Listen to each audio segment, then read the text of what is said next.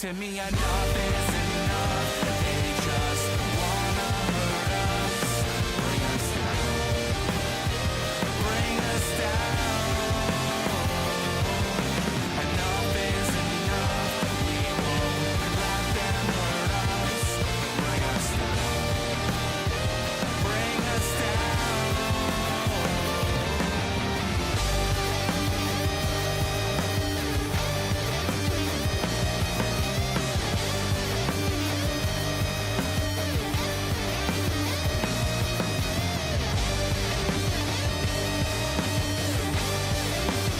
Enough is enough.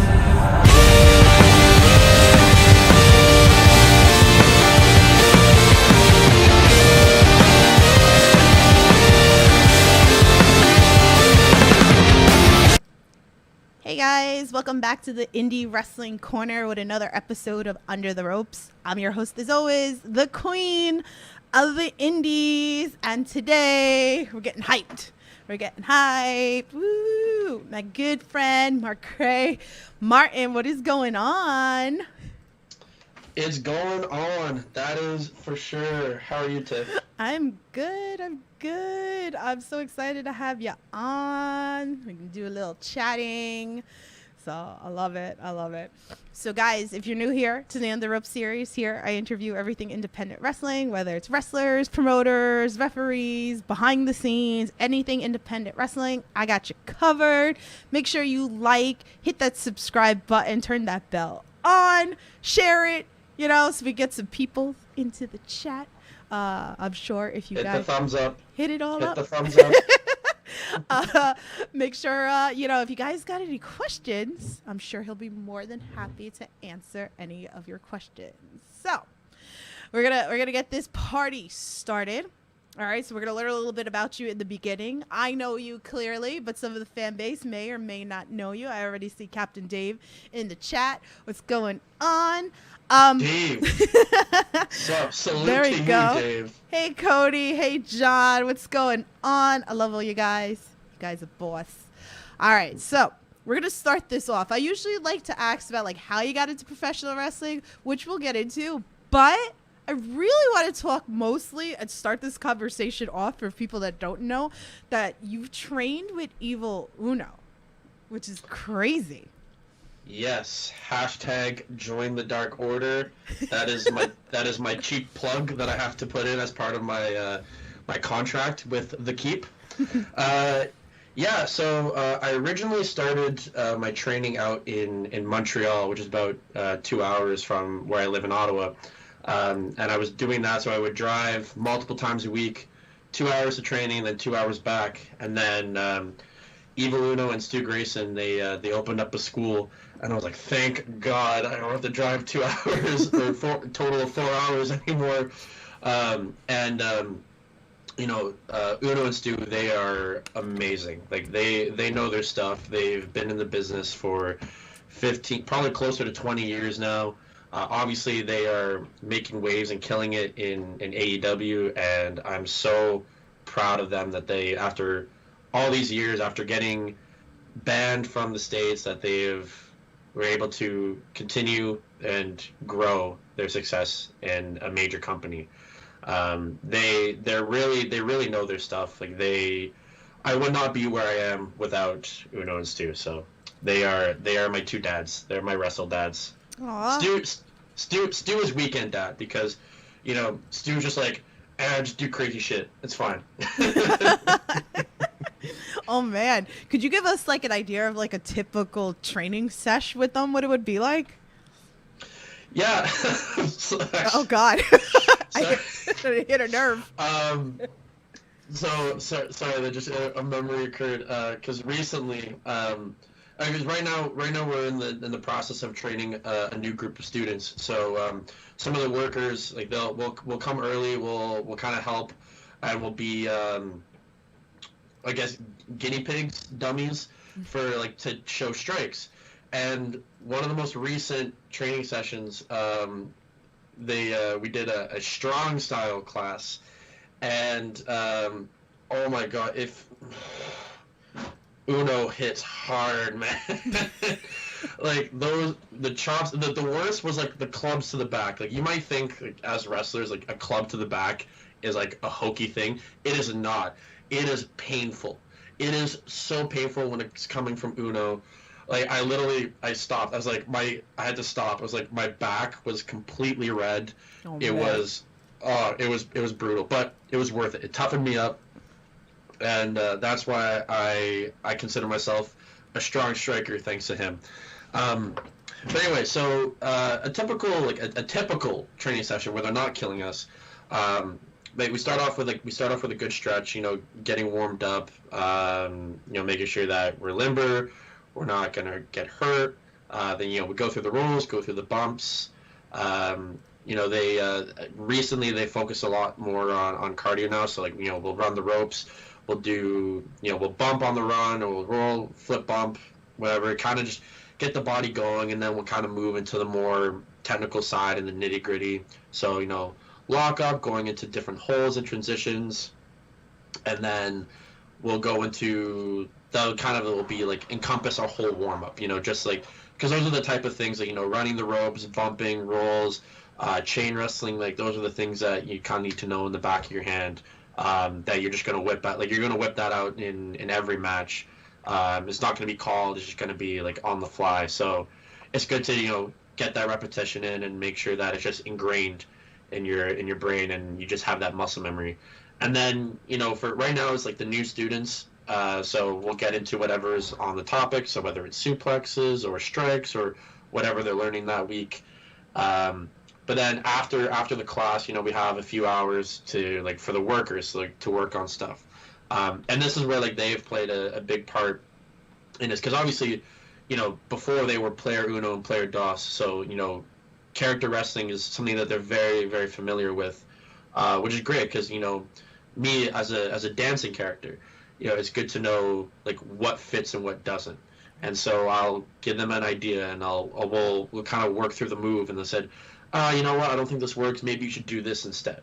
Or it's like, oh, I saw this move, I think it would really fit you, or that type of thing. So they really focus in on helping elevate your character and knowing what works, and that's been super helpful throughout my career. And also not only at first I was kind of more of a character wrestling where I did a lot more of the comedy stuff. I really just highlighted my dancing overall. But then when I wanted to kind of transition into more serious wrestling and kind of showcase my athletic ability and my wrestling ability, they really helped me tailor that so I can keep the integrity of the dancing character but also showcase what I can do as a wrestler. Wow, it's crazy. And it's funny because as a fan, I don't think really a lot of people realize what goes into training.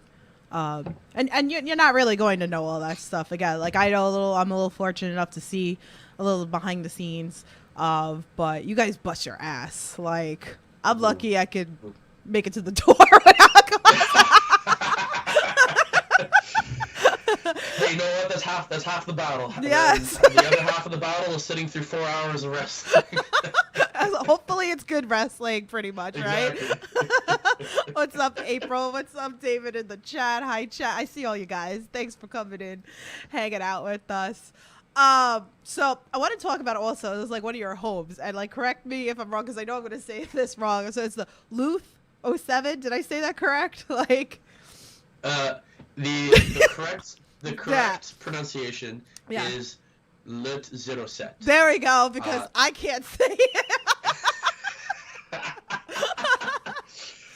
It's okay. You know what? I tried. You can butcher it. I butcher it. My French is not that great, but I get by. Yeah. So Lut 07 is it's a promotion based out in Gatineau, which is the home of the Keep.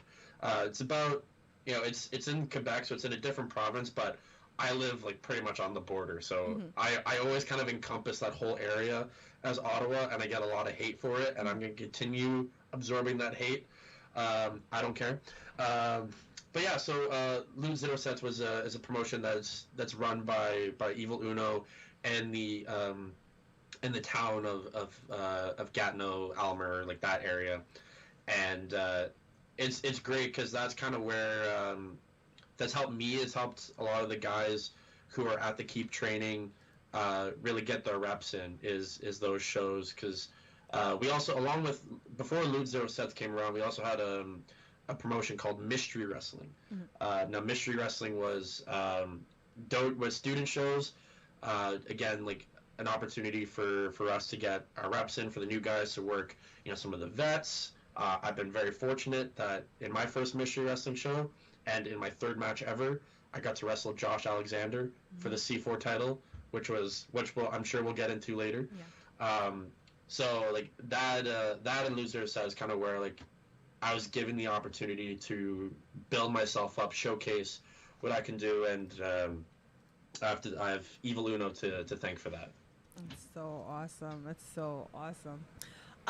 So let's go into the nickname. All right, let's talk the hot stepper because like I love for you to explain like how did the name come up? Like tell us a little bit. Who gave it to you? It was a combination of me, myself, and I giving the name the hot stepper.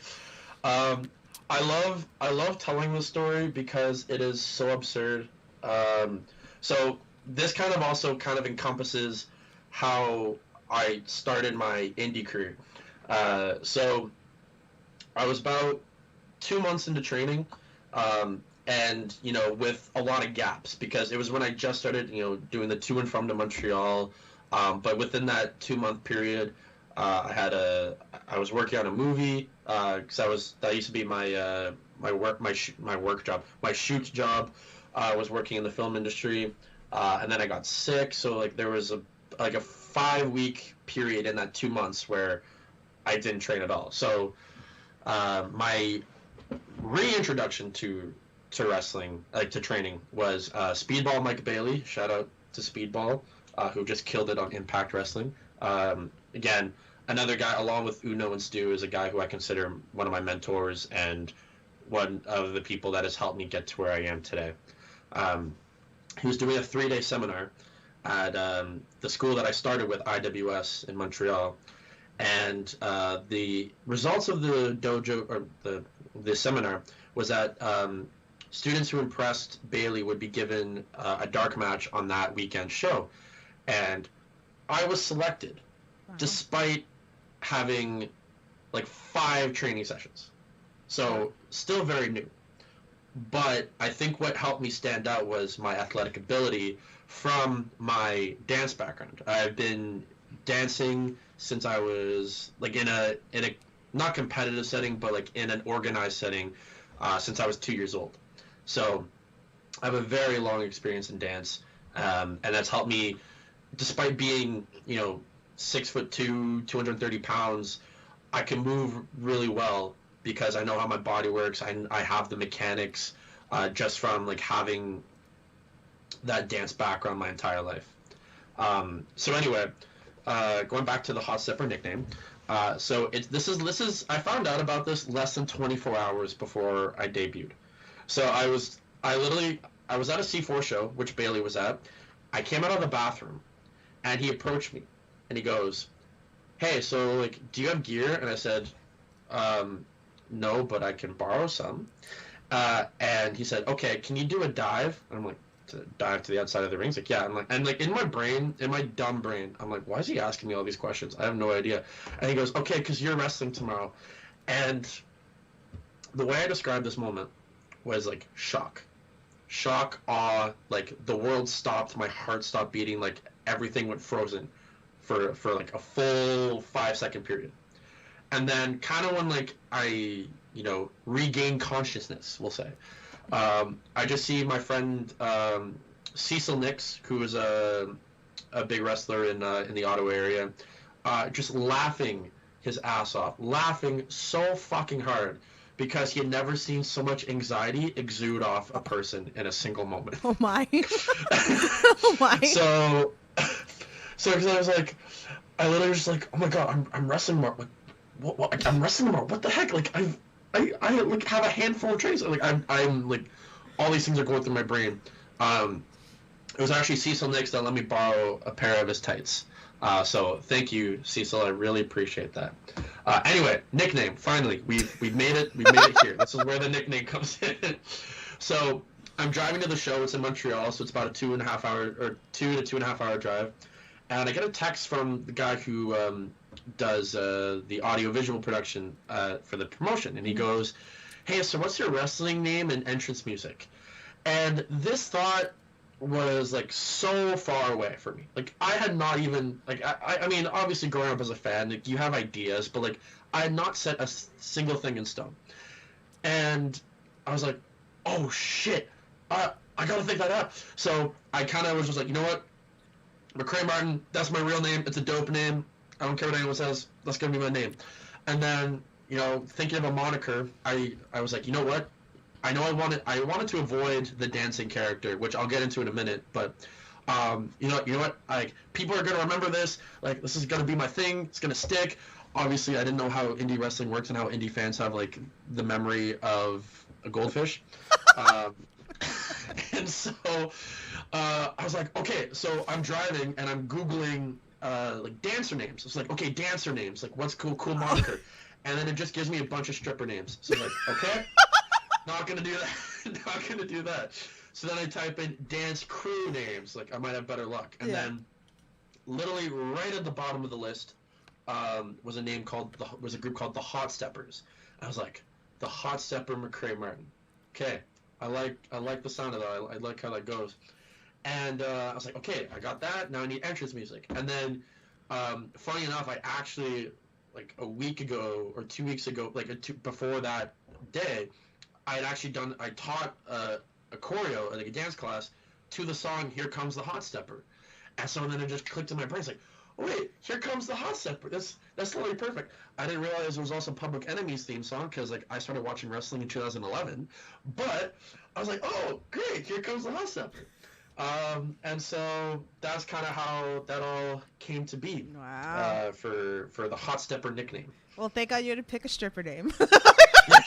Unless you're going to be a stripper wrestler, which I've had those shares where the wrestlers throw their clothes at me. That's fun, especially when they're hot as fuck. So thank you for that. I will gladly take all the clothes. I threw $1 at, well, I was going to throw $1 at Stan Styles when he started stripping in front of me too. So, thank you guys. But, yeah, gotta have fun in wrestling, right? Gotta have fun. That's the thing, Lee. You gotta have fun. That's the most important thing. And that's kind of why, that's why I stuck with the dancing character. Because, I mean, for me, what attracted me to wrestling originally was the competition aspect of it. Like I didn't really get into the character stuff as much. I really enjoyed like the long drawn out matches, like the back and forth physicality of it. Yeah. And so that's kind of why I wanted to avoid the dancing character, because I felt like I was going to get pigeonholed into a certain role.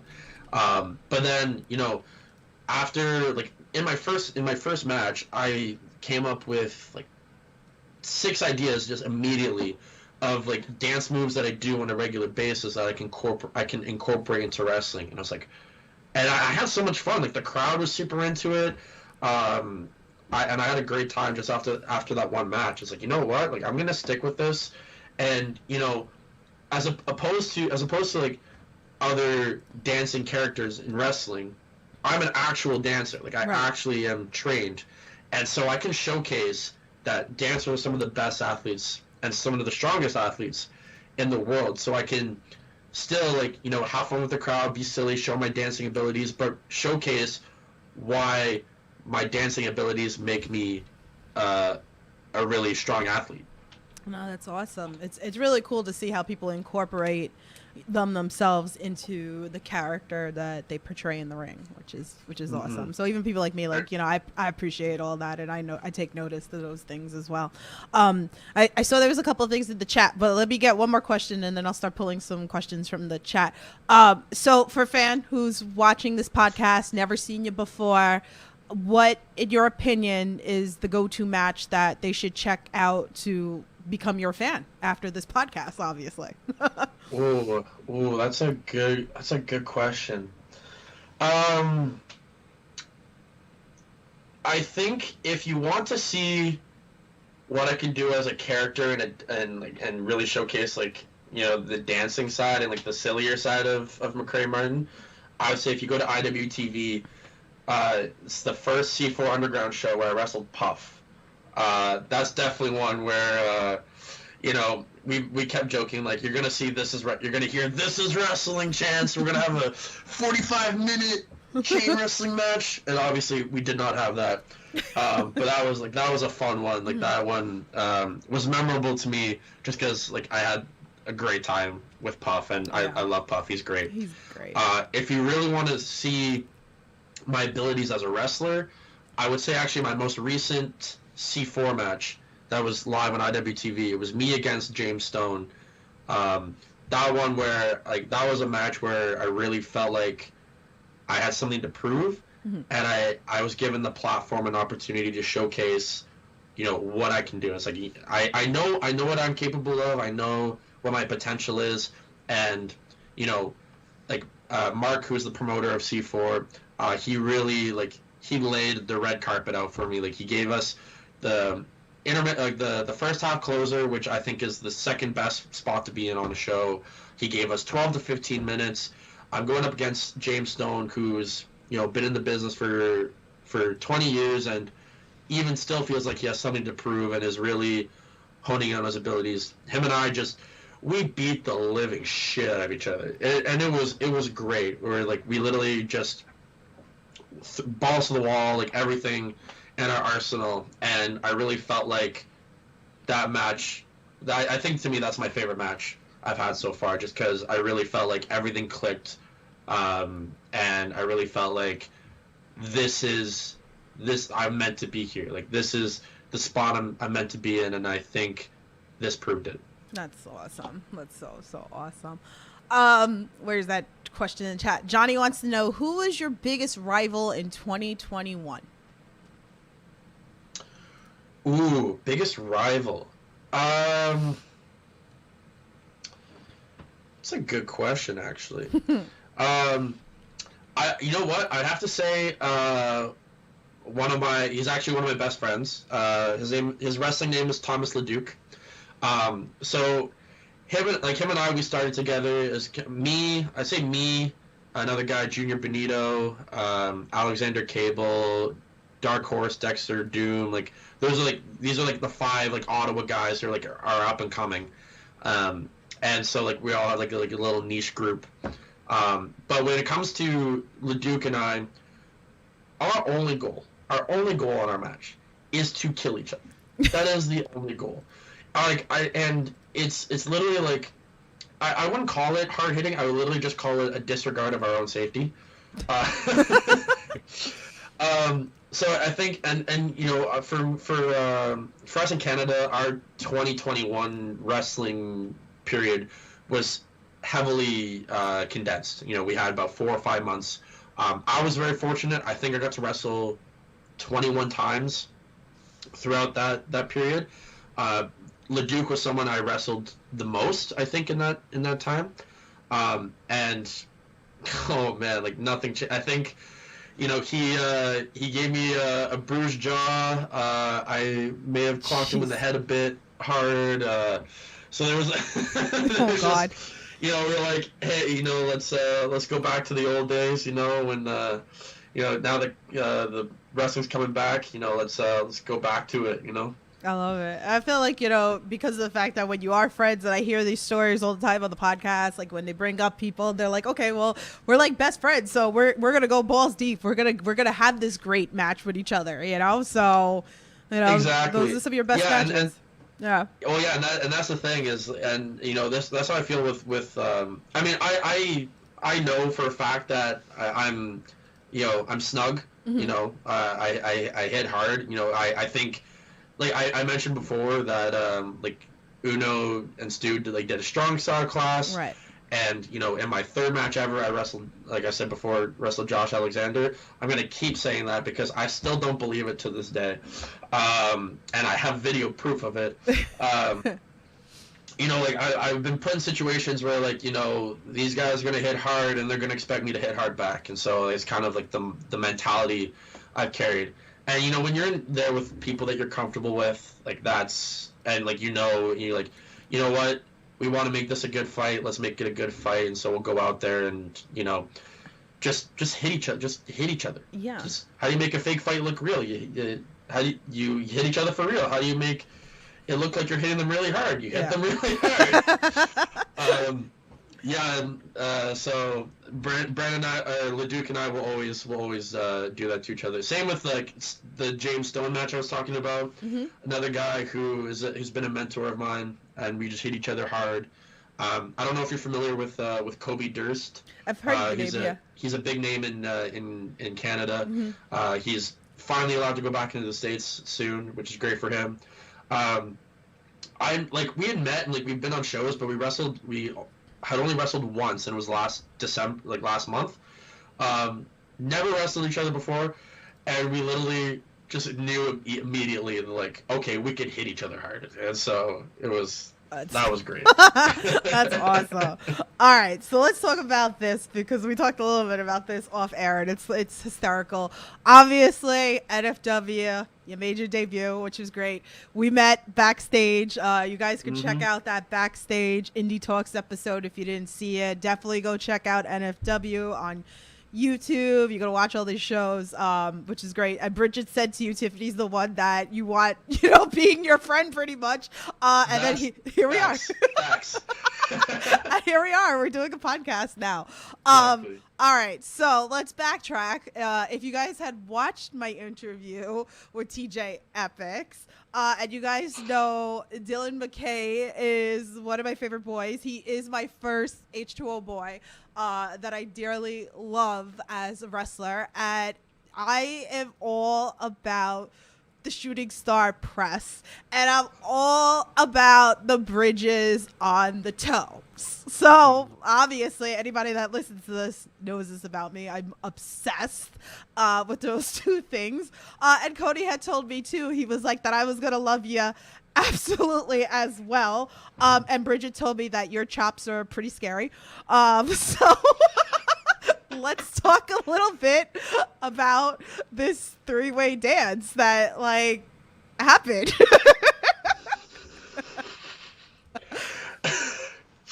Oh man! First off, I think you mentioned that Cody's in the chat. Yeah. Shout out to you, Cody. Love you, man. You've done so much for me. I'm always grateful, always appreciative. I've known Cody for a couple years now. I think we met at a Smash show in Toronto in 2019, and we kind of just hit it off. And then I didn't realize he was from the States until I think we met up again at a C4 show, and then we kind of talked more.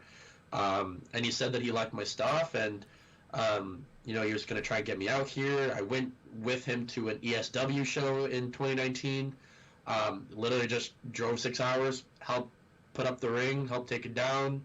I got to reunite with I knew the Buffalo Brothers at that point really well, so I got to interact with them. Natural Nick Sullivan, another guy who's come up to Ottawa, Anthony Gaines, all those guys. I love with all my heart. They have been they're wonderful people. They're just wonderful people. And so when Cody invited me to NFW, I immediately was like, yes, 100%. I will smuggle myself across the border to do that. And yeah, that was the cool thing about that locker room was there was a lot of young talent. Yeah. And not to say that there's not a lot of young talent here in Ontario and Quebec and everything, but typically I'm on the younger scale of people. I'm 23. And so I'm on the younger scale of people, but then I see, Dylan McKay, who I think he's 20. I see Marcus Mathers, 22, who's 18. young. Youngin. Sorry? Oh, Dylan's 22. Marcus is 18. Yeah, these kids are young. Oh, jeez. Okay. Well, the Young, Dumb, and Broke, them, it was really cool. I was like, wow, there's a lot of young guys here. This is pretty cool. It did feel weird that, in my match with Dylan and TJ, I had the most experience. I was like, this feels weird, but okay, let's do it. And yeah, like that was, and again, like and the same thing, like a very inviting locker room, very like everyone was so great, everyone was so nice, like we're all here for the same thing, we just want to wrestle, we want to have fun, um, and we just want to do crazy shit and do shooting star presses and not hit them, just to pop, you. Yeah. This match was built for me, just so you guys know. Yeah. And they purposely wanted to oversell the shooting stars and the toes and everything for me. Cody threw a towel at me in the beginning of the match because I was just going nuts because, like, I'm out of control when it comes to, like, matches. I don't know why I'm so obsessed with these things, but I am. It's cool. I mean, it's cool. I mean, people who complain about, flippy shit wrestling, and it's like, oh, it's not real wrestling, it's just like acrobatic. It's like, well, if you look at the current landscape of wrestling, it's how it's evolved. Like, that's the thing, wrestling is constantly evolving. Right. Now, like, are we one day gonna see like lock up into a 630? Hopefully not. But like, it's a part of wrestling now, and I'm very proud that I can do shooting star press because I'm fat, so it's great. But yeah, so again, like, met TJ for the first time, met Dylan for the first time, and like, we clicked. I really felt like we clicked, just on personality levels, and playing the match and like going through everything. Is like, I felt from the start. It's like, what, whatever happens, I'm gonna have fun. Like, that's exactly how I felt. I was just gonna have fun. Yeah. And yeah, it was cool. It was for the Excite International title, and I was this close to actually making it international. But we'll save that for another time. I think Sean Carr has the title now. So Sean Carr, I'm watching you. This Canadian boy, when he comes back. You don't know. Well, I know TJ definitely wanted a rematch with you because besides the fact that I got blamed that he got hurt at the end, and I was like, that's your own damn fault showing off the way that you fucking showed off. But but we did talk after the show, and he was saying that he'd love to do a run back match with you. Oh, 100%. Like, likewise. Again, TJ, since that match, I've been following TJ's stuff. I just watched his most recent, like, him defending the title and unfortunately losing to Sean Carr.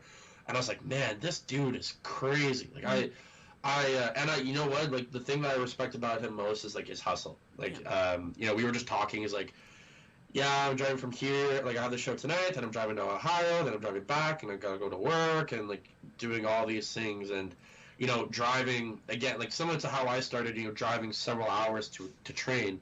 Because I think at the time we were talking, I think his like the school that he trained with, like his trainer, it was shut down. And so, like, that's what I really admire. And, like, that's the thing that I admire most when I see wrestlers, like, no matter what age or experience. I'm trying not to talk like I'm not talking like I'm tenured in the business. I have, like, 2-3 years under my belt. But, someone told me a long time ago, is like, you can't teach effort. And I think that's what differentiates people who make it and who don't. And I think you can be really good, but, if you're just going to expect everything to be handed to you, it's like, oh, I'm not going to drive, 5 hours to a show, help set up a ring and tear it down to network and then drive 5 hours back. Like, if that's considered a waste of your time, well, then you're not going to get very far. Because, I mean, everyone before us has done it. And, to put it into perspective, like, my old trainer, Shane Hawk, out in Montreal, he really put it into perspective for me, is saying that, back in the day, they didn't have the internet. They didn't have Twitter. They didn't have Instagram. They didn't have, clips that they could just post online, and then it go viral, and then they get booked everywhere. No, they had to, drive to these shows. Like, they would, Evil Uno, Stu Grayson, 2.0, Kevin Owens, Sami Zayn, like, all those guys, they were driving from Montreal all the way to Philly for Chikara, and then driving back. They just did that. Right. They just went and did that. And everyone credits Sexy Eddie, the Sex Express because in Tournament of Death, the very first one, Yeah. his arm was bleeding, like he had cut an artery, and he was about 15 minutes away from death. And instead of going to a hospital, he just sucked the blood back and goes and like super crazy. And that really opened the doors for Canadians going into the U.S. Indies. But anyway, so like we have it super easy. Is my point, is that we have the luxury of like reaching out to promoters and saying like, here's a most recent match of mine. Here's my resume, as opposed to like making a tape and then having to give it to them by hand or mailing it. We are very fortunate to what we have, and so that's the thing I admire with people. Is just if you were willing to drive 5 hours to a show just to network, and then you get booked on that show, I don't care if you're not athletic. I don't care if you're 1 match, 2 matches, 3 matches in. It doesn't bother me. The fact that you are putting in this amount of effort, you already have my respect. Yeah, it's come a long way, wrestling in general. We talk about this even with like a lot of the vets, and I've talked about it with a lot of wrestlers that I know. We were just talking, me and Frankie Picard were talking about that, like back then, that you had to go to the shows and network that way. And it's like, again, like you said, like we watch like IWTV, and like even me, like I've been trying to learn how to like GIF so I can GIF stuff for everybody too. And even me going to shows and the stuff that I put on the podcast, and I try to put it up on Twitter for you guys to like show out, and just like me giving you guys a platform to sit here and like talk. And it's just interesting, to hear your guys' story. Like I can't thank you guys enough for everything that you do for us, We do for you. I love it. So touchy feely. So we talk some names. I like to do that because you never know what happens on this podcast. So, like you said it yourself, wrestling's constantly changing. We're evolving. I always use that word on this podcast. Has there been anybody, and you said there's a lot of young talent, has there been anybody that's caught your eye that you would like to work in the future? Oh man, I have a very, very extensive list. I think, so funny enough, I talked about kind of like my inner circle of up and comers in my area. Junior Benito, Junior is literally, he's just the best person ever, along with, I think he's one of the best wrestlers that we have. He's 20 years old. Back in November, he wrestled Davey Richards in an insane match that was absolutely great. Like, if anyone's going to make it out of the 5 of us, it's going to be Junior, 100%. But he's also a super down-to-earth guy, super wonderful. I'm just hyping up Junior at this point. This is what this podcast is going to turn into. I could spend hours talking about how much I love Junior and how much of a great person he is. The point I'm trying to make is that he and I have never actually had an official singles match. Wow. And it's annoyed, and oh no, he froze. We lost him for a second. All right, hang on, guys. Let's see if we get him back. If anything, I'll hang up. The joy of content creating. All right, let's see. We're going to hang up. All right, let's see. Let's get him back here.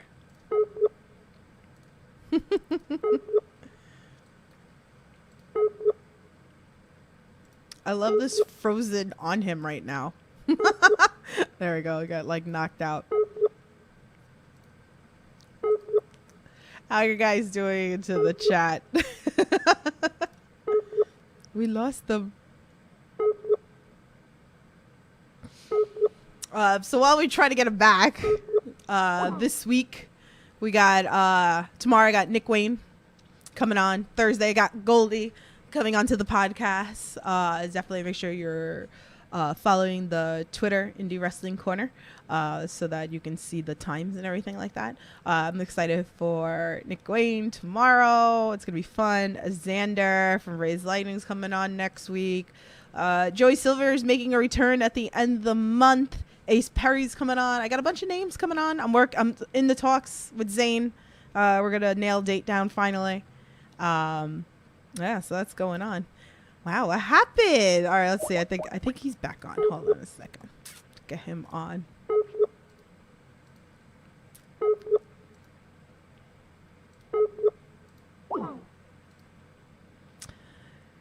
Yeah, we're having some luck with some people lately, right? The joy of being live. We'll get him back.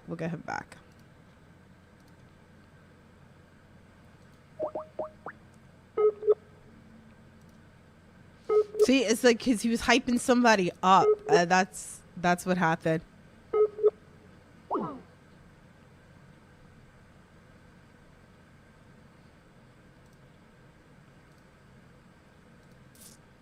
We'll give it a few more minutes, and then we'll, worst case, I'll just record offline if I can't get him back. Pretty much. What did you say, John? Hold on a second. Can you get sick, Nick Mondo? Talk about the early days of. I don't know. We'll see. We'll see what happens. Right now, I have a tight schedule with people coming onto the podcast. I have some panels coming up that I'm in the talks with. I'm trying to do something with Invictus. I got GCW panel coming up with Queen of Benny. And Samster, he's coming on. Macrae he said, give me a second. I lost my internet. Shame. He'll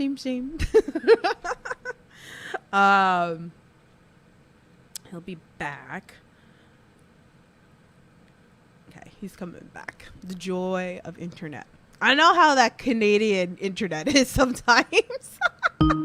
There we go. He is back. Well, hey, we're back. Oh my gosh. And we're back. I was just saying, I know how the Canada internet is. Oh It does my that. goodness. That was stressful. Don't be stressed. We're good. It knocked you off because you were praising too much. That's what happened. That's the thing. Okay, Junior, enough praise. Enough praise for you. Oh, okay. I'm gonna write a strongly worded letter to my internet provider. Damn it! I was doing this live podcast and you kicked me off. How dare you? I expect a credit. I expect a credit. I expect a written apology. This is disrespectful to the Queen. The Queen of the Indies. How? No. That's not okay. It's not okay. It's okay. We have fun around here. We do have fun. Anyway, so yes, Junior, great guy. He's single, ladies. There you go. But yeah, so him and I haven't had an official one-on-one match, and I think again, I don't know if this was recorded or if I lost the connection, but give us 10 to 15 minutes, and I think we'll create something really special. However, along with that, we're also a tag team. We go by the name Fresh Air. Kind of incorporating the Fresh Prince of Bel-Air with kind of the 90s, 80s style, and the fact that we can both high fly. That's how we got the name. I came up with the name, and I kept begrudgingly refusing to change it, and then he finally accepted it. I told him, if you can come up with a better name, do it. And he couldn't. So as a tag team, I think, off the top of my head, Top Flight.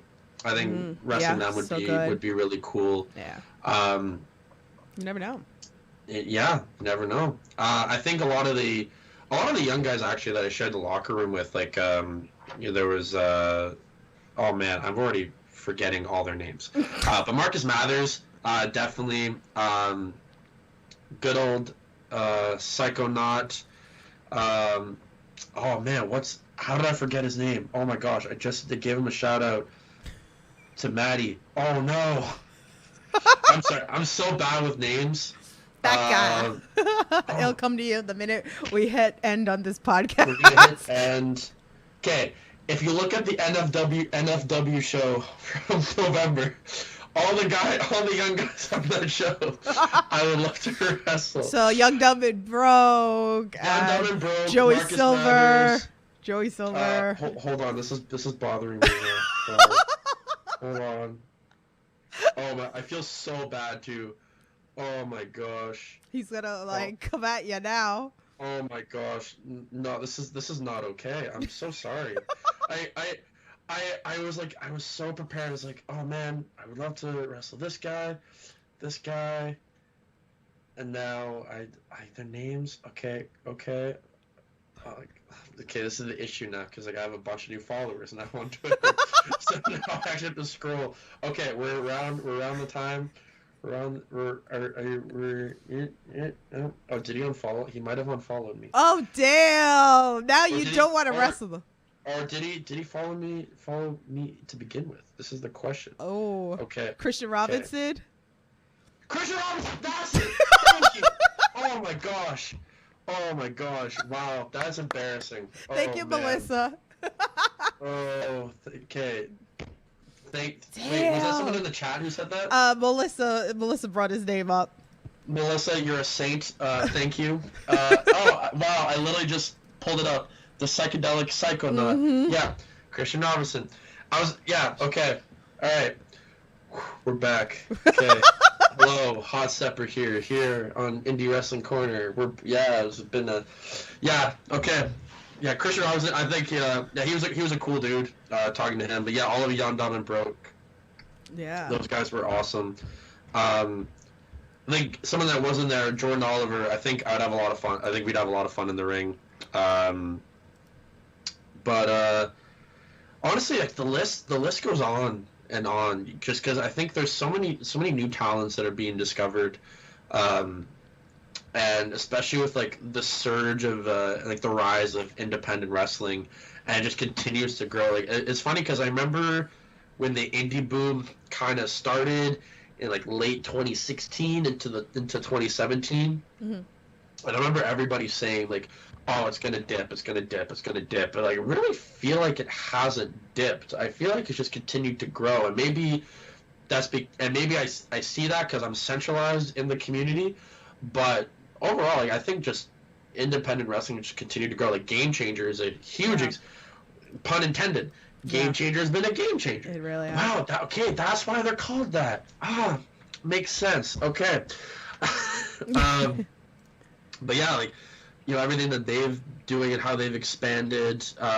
Obviously, other major companies like Impact, AEW, obviously, New Japan, like all of them have kind of seen a surge in talent. And I think with all the latest releases too, I think we're gonna see a continuation of that indie, the indie boom just continue to grow and grow, and I don't think it's gonna slow down anytime soon. Yeah, no, it's great, and it's great for like you guys. Like I get really excited, like it's bummer, that people get released from WWE, but it's also like a blessing because I feel like just the knowledge alone. And I can't wait to have that conversation with Alex Zane when he returns back onto this podcast. Oh, yeah. Like, I just want to like pick his brain because there's so much I want to talk about on this podcast with him, but it benefits you guys too, because it's like, here was these guys like Alex Zane in the indies, get signed, can only imagine the training that he got on top of being amazing that he always was. Now he's even better. And then to get into the ring with you guys and what you guys can benefit out of it too, which is, so exciting. Exactly. It's like, such a great thing. Again. Mm-hmm. And I'm all sure those like guys carry so much knowledge. Everything Pro Wrestling, Conrad, shout out to you, love you. He goes, indies are the heart and soul of wrestling. It is. It so is. Like, this is why I am the queen, because I get to adore all you guys, and then I get sad when it's a good thing when you guys get signed, but I get sad because then I miss you guys in the indies, and then you guys are like, too big for me. Hey, no one snubs the queen. That is not okay.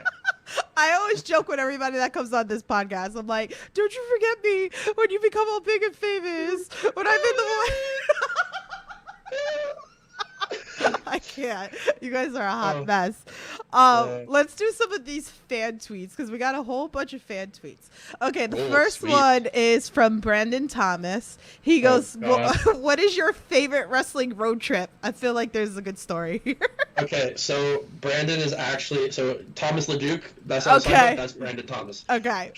So, I saw him post this question and it actually pissed me off because I feel like I'm going to let you down. I'm going to let everybody down because I talked to Uno and Stu and when they started on the indies, like especially when they went to the States, and their road trip stories of like, oh yeah, we were just driving and like we had a lady for hire in the car for whatever reason, and I was like, oh okay. I was like, yeah, and then like this one guy was in the bathroom, like, got a favor from a fan, and I'm like, wow. I mean, the only, like, the road trip stories, like, none of them are that exciting. Like, it's not. And, like, I saw him say this, like, the only thing I can think of, and because, like, Brandon, Junior, and I, like, us three in particular, like, we've done the rounds together so many times, like, to Montreal, to Toronto. The one that sticks out, though, is, like, we did a trip to Quebec City, or it's like, Quebec City for us is about 5 hours, it's a 5-hour drive. We were going an hour past that, so it's about a 6-hour drive there. And, we're excited, it's for a company called NSPW, and they're pretty big in Canada. And it was one of, like, their fair shows, like, their campground shows. It's like, okay, it's a good opportunity to get looked by them. And, we're all excited for our matches. I'm excited for my match because I'm wrestling, he used to wrestle under the name Travis Toxic, and that goes by Dars. He's been in the game for about 12, 13-ish years, maybe more. He's an incredible athlete. Like, if he has a family, so like, he prioritizes that, but you put him in any promotion, any country, like, he's gonna thrive. And so I was really excited for this match.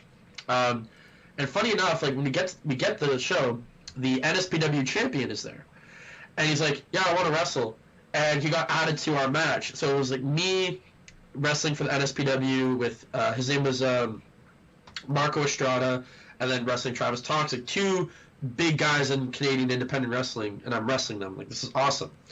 Brandon and Junior, so Brandon wrestled the match. I can't remember the name of his opponent, but he got a little close with his punches, close enough to the point where, and several times where, like, Brandon could not open his jaw after. Oh, no. Like, he was physically incapable of it because it was so banged up. Junior received a hesitation drop kick in the corner, and the guy landed right on his knee, and Junior could not walk. So they're like, they're all beat up. They're upset. They just did not have, like, the matches. I think the matches were good, but obviously, like, there was a lot of liberties taken. Like, I'm not saying that it was intentional. Like, I just couldn't think of a better word than liberties at this time. Yeah. And so, but then here I am, like, yeah, I just wrestled the NSPW champion. This is dope. And I just wrestled two of the best Canadian wrestlers. So yeah, I'm feeling pretty good about myself. And then so we're driving back. We're driving back, and Junior's like lying down in the back seat, like clutching his knee. Oh no. Brandon has like the stiffest face going on. Oh no. And I was like, that was fun, guys. But yeah, it's like, I mean, it doesn't really get that much crazier. I mean, we used to give Junior a lot of shit because for the longest time he did not have his driver's license or a car up until very recently, and his job was to stay awake. So like, because Brandon and I, we would switch driving, so Junior's job would be to stay awake. He stayed awake for Brandon, but he didn't stay awake for me. So I'm just alone. Everyone's asleep in the car. And I was like, Shame. Junior, I'm gonna hit you so hard. I'm gonna punch you right in the knee if you do not wake up. But then I was like, you know what? I feel bad for them. So I'm just gonna drive. I'm gonna be happy and enjoy the moment and the match that I had, and then take the 6-hour drive home and just live with the fact that I was awake by myself. So, aww. Yeah, I think this is I could be wrong. Like, I could be. I mean, we tell a lot of, like, when you're driving with your buddies. Obviously, like, it's a time, like, it's a bonding time. You get close. You share personal stories. Yeah. So, like, you get that closeness, but I wouldn't say like anything crazy. Like, we've never hit an animal. We've never, got stranded on the side of the road, never got pulled over. Yeah, so, Brandon, fuck you for saying this question, because I feel like I let people down. But also, suck it, because I just made it a detriment to you. So, there you go. That means you just gotta have to ride in the car with me and Cody, because then there's just gonna be fucking stories. Because like, actually, okay, yeah. So driving with Cody, Brian, and Bridget. I mean, I heard stories. I didn't see anything crazy. I mean, the craziest thing I saw was like another Ontario license plate. It was like, oh, we're from the same place. Like, I'm from there too. We're best friends. yeah, that's what we gotta do. We gotta make a story. You, me, Cody in the car. We'll make some funny stories. Like, you know, I have to have my Wawa. Like, I don't know. Okay, your Wawa. Yeah. I see. Yes. Okay. We're gonna go have some coffee. All right, we're gonna enjoy our coffee. My New York coffee way. Coffee. I'll get that coffee. 100%. You know, you say, I remember you posted about this, and it was like, Wawa, or like, you know, what's your place to go? And I was like, I gotta go with Sheets, because like I'd only been to Wawa and Sheets once each, and I thought Sheets was better. I thought they had better coffee. I thought they had better I have food. to try it. I don't know. I have to try it. I talked about it with JT Dunn. TJ Epics just like fucking fucked with me on Twitter recently about it was a whole fight. I told him that he's not going on my list of husbands because he was very mean to me about my Wawa coffee. So fuck you, TJ. You know what? I will respect your choice, because I feel like I'm not informed enough. I feel like once I do more trips to the States and I get a bit more exposure to both Sheets and Wawa more, I might be swayed. But for now, my loyalty was with Sheets. There you But go. I think there's also more Sheets than there is Wawa, if I'm not mistaken. Because I think Wawa is more of like a Pennsylvania thing. It's like New Jersey, it's more south. Like, so for me, it's like when I go to Jersey to see all this amazing wrestling in Jersey, I have to get my fucking Wawa. Melissa says better than 7-Eleven car experience. Oh boy, don't even get me started. Bridget said waving at the boobs. Were you waving at boobs in the car or something like that? Or she's waving at me? Oh, it's those I don't even know what they're called, but it's like those, like the rounded buildings. And I think it was Brian I could be wrong. It was like, oh, those are boobs. I'm like, oh, look, it's boobs. Boobs. I did like whenever it comes to like anything like sexual or anything, like I'll make that dumb like jock joke and be like, boobs, penis. Like, I'll just do that just like to get a laugh, people, because like that is the complete opposite of who I am. Oh my God. So I'll be like, penis. You guys are a mess. Let's do some more fan questions because I got a couple. The next one, he's actually sent two. Our friend Good Cop, Bad Cop. He said that he was going to listen back to his podcast. He had to go do something. But a big supporter of the podcast, he goes, with Macrae being an anagram of camera, what is the favorite picture that someone has ever taken of you wrestling? You better say mine. No, I'm only kidding. You better say mine of me with you guys with your damn shooting star press. No, I'm only kidding. Good. That is a good photo. I put him on the spot. Cody just sent me a message about a situation. Like, oh, no. we possibly talk about it later. But anyway, the favorite picture. I've had a lot of good, like, there's a lot, we have a lot of good photographers in Ottawa and in Toronto, like in this area. I think my favorite one is, it's a smaller promotion in Ottawa. It's Orleans Wrestling Alliance. Orleans is a suburb of Ottawa. Mm-hmm. And I think it was my 5th match ever, and the photographer got me, I did a crossbody off the top, mm-hmm. and like, you can't see my face, you just see my body, and like I got such height. I'll see if people can see me, right? Yeah, that's right. You're good. Yeah, okay. Yeah. Okay, so like I'm gonna see. I have it on my phone. I'll pull it up. But actually, here's another great photo. I think I scrolled too far. But, oh no, here it is. Here's another good photo. As me, and that's Frank Milano. Oh, that's cool. We were tagging in a match. And I was like, there's just a dope photo of, like, you know, the bros showing up to a party. Awesome. You're like, we're ready to fuck shit up. That one was also a good one.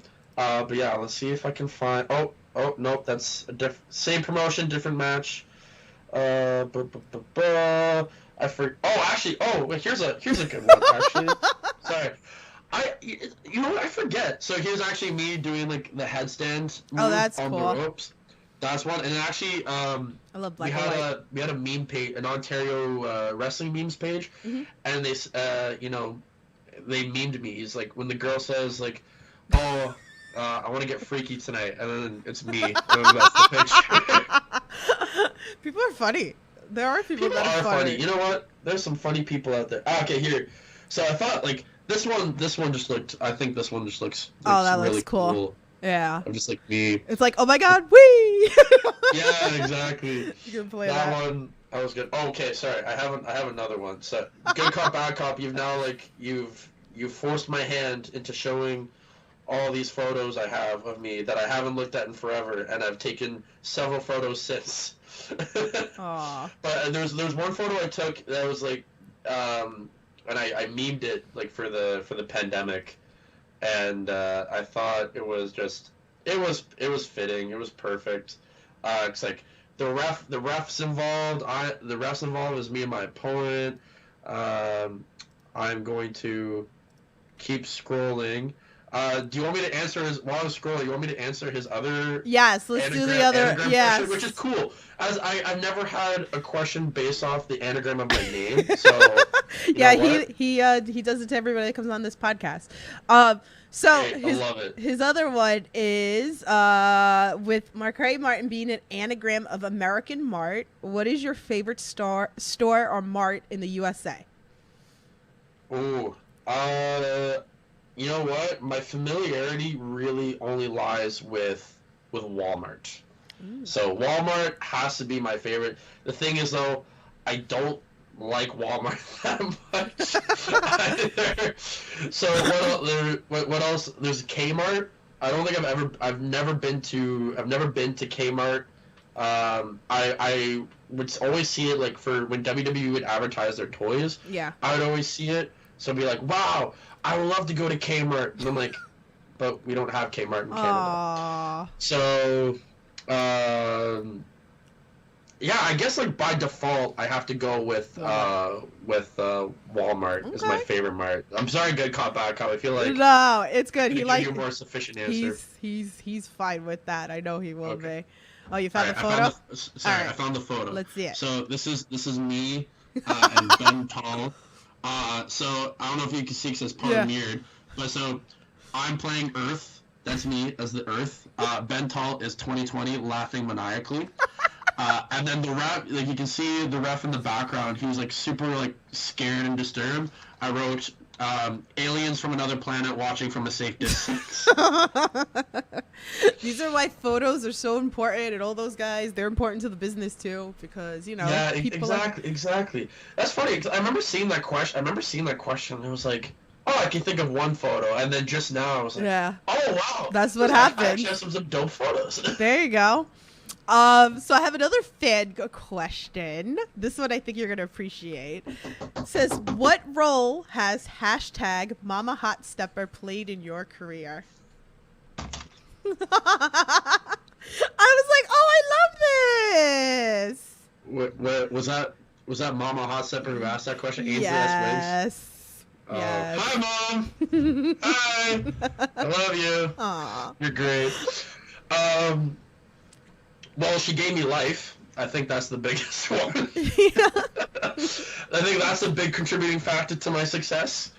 I just want to say, I'm having a great time right now. This is awesome. But yeah, so Mama Hot Stepper, you know, in all seriousness, I think the one thing that I will never take for granted and be grateful for is her, and I will always be grateful for, is her support. I know, like, talking to like other wrestlers and other people, you know, and you know, you hear some stories from people saying, oh, you're not gonna make it. It's like, oh, it's a 1 in 1,000 chance. Oh, you should get a real job, blah blah blah, all these things. My mom has never said it to me once. The closest thing that she's had, like when it comes to doubt, was when I took her to her first ever wrestling show, and like this was before I started training. Like I was just working as like security at the time, and I think she saw like a superplex off the top rope, and then she just looks at me and goes, "You want to do that?" And I went, yeah, I want to do that. But no, since then, like she's always been a supporter of me, whether it's promoting me, you know, streaming my matches on Facebook Live when she's in attendance, always is sharing my stuff, and like, you know, as great moms do, like, you know, she's always there for me when I need someone, if I need financial help, if I need a place to stay, no matter what it is, I can always count on Mama Hotstepper to be there for me, and she will always be my #1 fan. Oh, I love that. Like, I just, you know, I love that. There's always like questions like me and my friends always talk about in general, like, you know, like girlfriends, boyfriends, you know, family, like, you know, sometimes you don't see them, like, and you're like, damn, like, do you not support, you know, that person? And it's just like this, you know, like these humble moments, you know, like they're wholesome, and I love this content, and I think that's amazing. I love those stories. I mean, I was laughing with TJ recently because he took his mom to that show where he died off the ladder, and he was like, yeah, I don't think she's gonna come see me again, you know. But you guys give them heart attack. Oh my god. You guys give me a freaking heart attack with some of the stuff that you guys do. Like, I feel like I'm the mom to a lot of you guys, and it's like, you guys make me nervous, and I'm like, damn, I'm coming with the med kit for you guys. Like, seriously. I mean, I don't know if he's gonna have kids now after that drop kick to like the drop kick to the ladder to the. Now so it's like, you know what? You know, scale up the ladder, hold on to the title, have him powerbomb you. That's fine. You climbing the ladder, missing a swanton bomb through a table, that's fine. But your dick, your balls, yeah. Dude. I hope you weren't planning to have the kids. Hope you weren't planning to have the kids. I just turned into Matt Lee. What are you doing? Ha! Ha! Come on, buddy. Ha! Fun fact: Matt Lee was along with Shane Hawk was my first trainer. So I have a lot of love for Matt Lee. So. He's great. Shout out to Matt Lee and Jeff Parker 2.0. They're great. That's so great. But yeah, so I was like, I mean, again, TJ's nuts, but at the same time, I'm like, nothing but respect for him, and I would love to run our match back, because like, he's crazy, I'm crazy, you bring that together, and you have wrestling. Yes. So, Cody, fuck that. So anyway, we're going to move on, because I have like a fun question that I've been doing with everybody that's been coming onto this podcast, because I just want to spread positivity into the world of wrestling, because we got too much negativity. Spread it. So, spread it wide. I love it. I love it. So, has there been any moments that you would love to share with us that sticks out to you? Something that maybe you've done for a fan, maybe a fan's done for you, maybe a fellow wrestler, something positive that just sticks out and screams in your head. Oh, I feel like I have to narrow it down now, because there's a lot. I feel like I've had a lot of those moments, and I've been very grateful for them. I think like when I got into wrestling, the thing that I underestimated was the fan engagement and and like the impact that we have on fans. I know for me, like, my characters definitely appealed a lot more to a younger audience, and you know, like there was one match, like same promotion, like with the cool crossbody picture, Orleans Wrestling Alliance. I was in a Rumble, which I ended up winning. And my mom was Facebook Living it, and literally the whole time you can hear this little girl just go, "Go Macrae! Go Macrae! Go Macrae!" Like throughout the whole thing. And like after the show, like I came out, and like all of these kids just came up and like were cheering me and giving me hugs. And I was like, wow, this is so cool. And you know, I've done like shows around Valentine's Days, and they've made me like little Valentine's Day cards. Like I have a folder full of like anything like fans have made me. Actually, speaking of things that fans made me, you're familiar with Matt D'Angelo. He wears my figure right there. I don't know if oh, it's not plugged in right now, but there's a light that turns Oh, on. that's cool.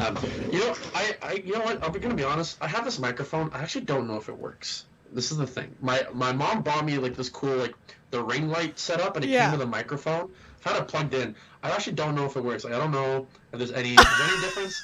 No.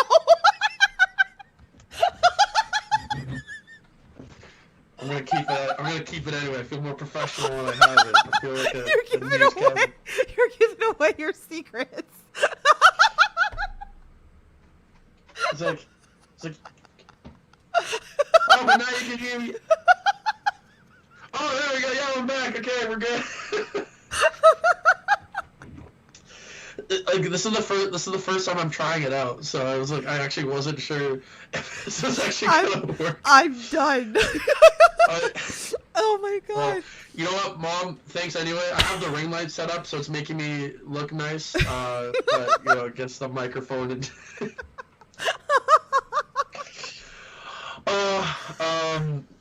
Okay. Anyway, I'm gonna do. It's like the fans have been great. I'm gonna do a selfish one for me. This happened recently. This happened in my trip to the States. So I think this was back in August or early September. I did an interview with Rewind Recap Live with Jonah as the podcaster. I think he's in the New York area as well. Mm-hmm. And we did an interview, and I was joined with Dirty Dango. And so like he does this thing where you know, he gets a wrestler of a longer tenure and like a newer up and comer who like the characters share some personalities, and obviously like Dirty Dango and myself, mm-hmm. dancing characters. And so it was really cool. Like Kurt, he's like he's a down to earth guy. Like he is super nice. I really enjoyed my interactions with him on the podcast. Mm-hmm. But then when I go down to the States, I'm on the Immortal show that mm-hmm. he's also on. And so I was like, oh my god, I can't wait, like I'm actually gonna meet him. And he's walking, like he gets in the building, he's just walking by, like, you know, he's been on a long flight, so just kind of walking to put his stuff down. He sees me and he's like, hot stuff here? I'm like, yeah, what's up? It's like, what are you doing here? I was like, oh, I came to the States to do a couple shows, and yeah, so I'm here now. And so it was cool. He's like, he knew I was from Ottawa because we talked about it. Apparently, he has a story of why he's not allowed back in Ottawa. He has yet to tell me that story, but hopefully I'll get the juicy gossip on that eventually.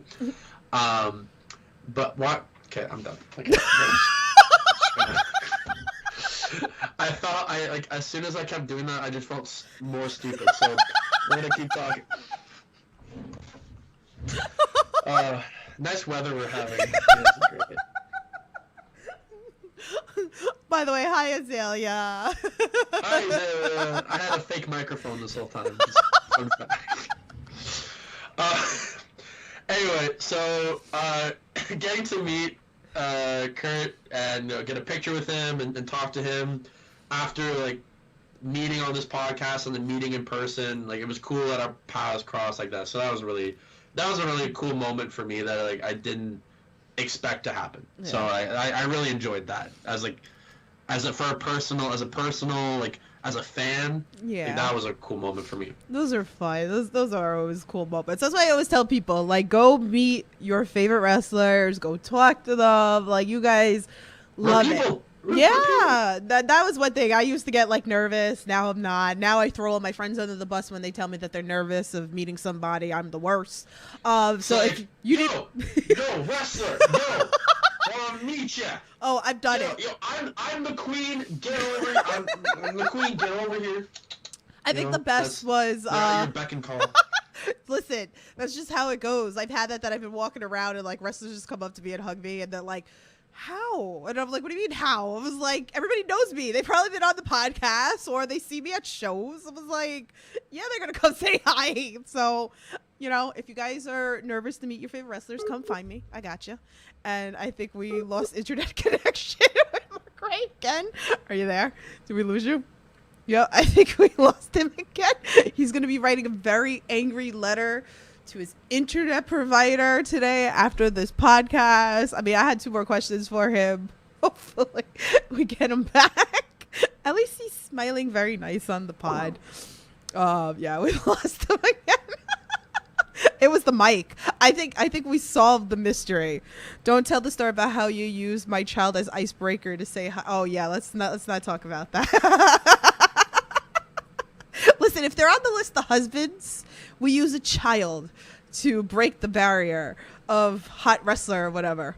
Good Cop Bad Cop says, I'm still nervous. I pushed my kids up front first. Yeah, I don't know. Like, the microphone broke his internet. That's how it is. So that's too funny. Let's see what else. What's up, Good Cop Bad Cop? This is too funny. I love that we got all those. Yeah, so if you're watching this on audio, well, listening to this on audio, make sure you go back onto the video version so you can see those photos, because we were talking about that as well. He's back. Are you writing angry letter to your provider?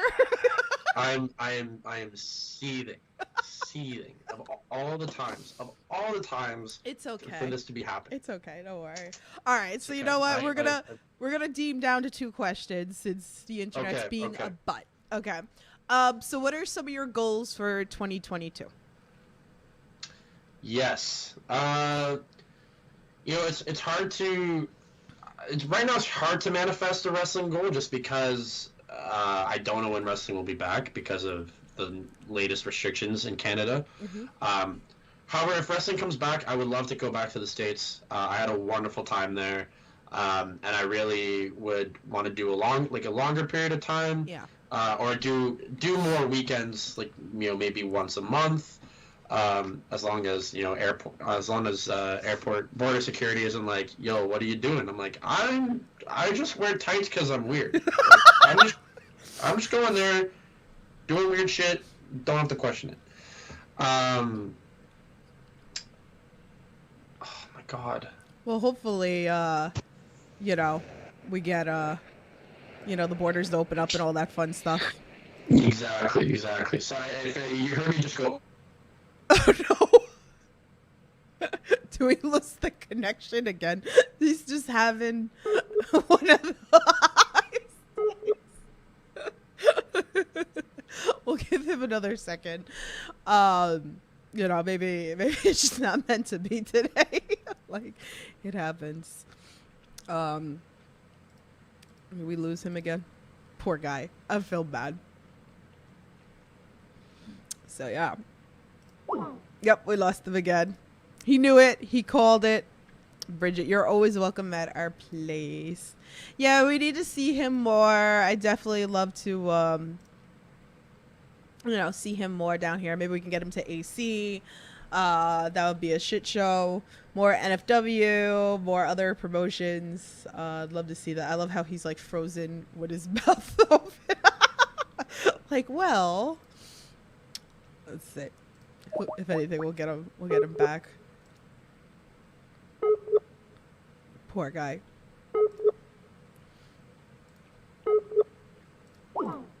So, let's see. I'm just reading everything into the chat right now. We'll give him another second, and then, like, if anything, we'll end the podcast. We'll have him come back like another time. We'll get him backstage at another show. Hopefully, Canada opens up that he can come back down. So let me know, like, in the chat, if you guys are watching this later, please feel free. Let me know if there's anybody that you would like me to try to get onto this podcast. I mean, I have a crazy list. I'm slowly working on it. I'm trying to add more podcasts, more interviews, more panels. I've been working really hard. And then even with the backstage stuff that I do at H2O, hopefully Chaotic will be added. I talked to JT Dunn about that a little bit as well. So hopefully I'll be backstage for that hopefully soon if this cold ever goes. Got Invictus coming up. We've got Atlantic City coming up, Hammerstein. There's a lot of great things coming up in wrestling. So, make sure you go and support your local indies. I don't know. We're going to try one more time. If anything, then we'll just call it on to that if let's try him one more time. Yeah. Yay. Okay. Man, all right. It's like telling you, like, we're going to come to a wrap. So, we're going to wrap off. We're going to leave this off with one final question. Okay, let's do it. Okay, Let's do so it. I love to give it to all those, inspiring and amateur wrestlers out there. What's a piece of advice you would give them to try to get into the business or starting out or any kind of advice? Yes. I think going back to what I said earlier is that you can't teach effort. So my thing is, if you're in training, go to shows, go help set up, be ring crew, be security, help take the ring down, network, talk to the other vets, because the more connections you build now before you even step into the ring, the more matches you're going to have just within your first year. So I think that's the biggest thing. And also, at the end of the day, like if you're just starting out as a wrestler, have fun. At the end of the day, that is what's important. Put the egos aside.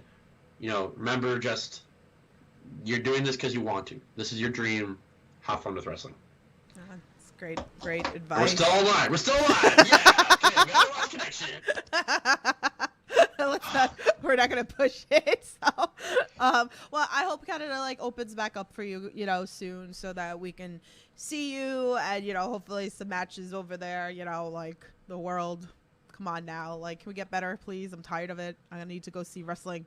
And go see all I need to wrestle. Yes, you need to wrestle, and I need to come see you wrestle, pretty much. So, and I'm waiting for that rematch with you and Teach. So, yeah, and then he's still not getting onto the husband list. Sorry, TJ. I love it. Tell everybody where they can follow you to show support and all that fun stuff. You can follow me and support me by being the best version of yourself. Also, follow me on Instagram, Twitter, Facebook. I'm at the Hot Stepper PW. I'm in the process of working on merch links to a pro wrestling tee shop. That'll be coming in the near future. And yeah, stay safe, everybody. And thank you for those who tuned in. Thank you for your questions. Thank you for putting up with my shitty internet provider. Hold on. What? Okay, want to thank. I'm gonna make this I'm gonna make it like an award. This is a cool. This is from my late father. It's a cool. He got it. Can't remember what the thing was he got it at. I'm already forgetting. But it was like a cool African tribe ceremony thing. So I'm gonna hold it like it's an award. I want to thank Tiffany, Queen of the Indies. I would not be on this podcast if it weren't for her. Shout out to you. Thank you to Cody Jenny for just being an amazing person and bringing me back to the States. Fuck you, Thomas the Duke. Thank you, Mama Hot Stepper. All right, good night. Oh, no, I love it. Bridget said you'll hear his chop. Yes, his chop's very loud, very serious. Oh, yes. If you go to my Instagram page, I have 2 videos of chops on there. I'm going to add a 3rd one tonight, actually, because I have another good chop video. I swear. I felt for Dylan so bad after that chop. I was like, he just killed my boy. I was like, he just murdered the shit out of him. So. You know what? Why am I still holding this? Okay. You know what's really funny about that clip of me chopping Dylan is that if you listen closely, you can hear Bridget in the background going, "Holy fuck!" Yeah, guys, if you haven't watched that match, please go back. It's on the NFW YouTube page. Go watch that 3-way. You could watch Cody throw a towel at me. Literally, because I'm straight and center. That was a great show. There was aliens involved. I'm just definitely go check it out. It was a good time. So with that being said, I'm gonna wrap up this podcast before we lose Macrae again.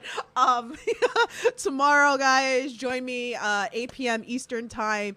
Nick Wayne's coming on. I can't wait to chat with him. It's gonna be a great time. What's the thing he does? He does Is it that? Is it that the thing he does?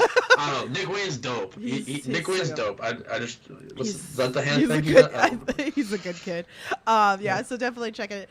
Macrae, I can't thank you enough for coming on here. You know, I hope Thank you for having me. This was a lot of fun. I'm so glad. I had a lot of fun with you. And again, like I really hope the borders open soon so I can see you again. Hopefully soon. I got to get you down to a GCW weekend with all the craziness with us. It'll be. I'm looking forward to that. That's so for sure. it'll be a good time. So Canada, stop your shit and like open up already. And with this fucking COVID crap, like let's get serious. So, but for now, guys, thank you again for tuning in. You know, stay safe, support independent wrestling. I love you guys.